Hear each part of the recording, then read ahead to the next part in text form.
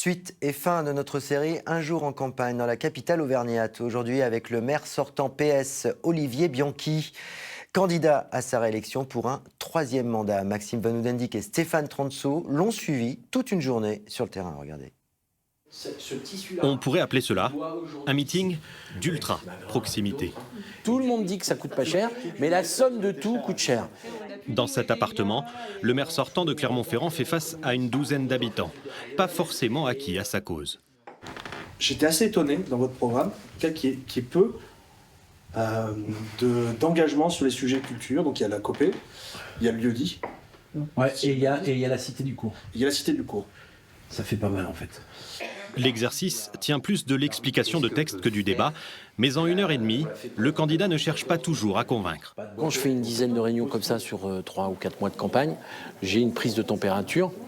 Je vois quelles sont les perceptions de nos actions, je vois les manquements de notre communication, je vois aussi quels peuvent être les sujets que nous, on n'avait pas identifiés comme des sujets importants et qui tout d'un coup deviennent me sautent aux yeux. Et pourtant, ne vous y trompez pas. Ça va, bien. Pleine forme. Ça va bien, ouais. On est content d'être là. À 55 ans, Olivier Bianchi sait où il met les pieds. En lice, pour un troisième mandat, son agenda déborde. Il faut occuper le terrain. Le métier de maire, c'est de venir voir des assos, c'est de les soutenir, c'est de les accompagner. Vous, ça peut paraître artificiel parce que là, on est là. Mais en fait, on a fait la rénovation du gymnase, le travail qu'on a fait avec les présidents du club. Ça fait longtemps qu'on vient les voir, on les voit régulièrement, on les accompagne. Donc en fait, on pourrait dire bon, c'est de la com, on pourrait dire simplement c'est du travail de terrain. Il faut aller partout, voir tout le monde, arpenter les quartiers, porter ses projets, rappeler ses réalisations. Voilà 30 ans que ce socialiste est élu municipal.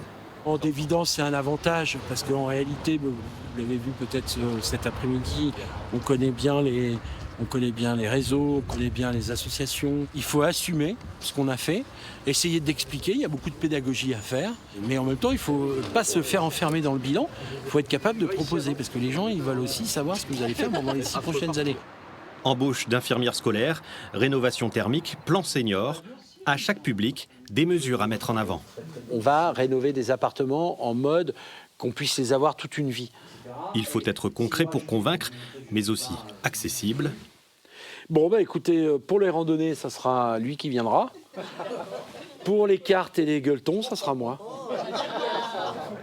Le ton est toujours direct, souvent léger, parfois intime, pour humaniser le rôle du maire. C'est d'abord un habitant, c'est un citoyen comme les autres, il paye les impôts comme les autres, il a des services comme les autres, il est lui-même pris quelquefois dans les embouteillages qu'il a créés. Donc il faut montrer cette incarnation et cette proximité. Oui, c'est indispensable de mon point de vue. Derrière l'homme aux lunettes rondes, une équipe de 54 candidats, une liste de rassemblement de la gauche, sans la France insoumise.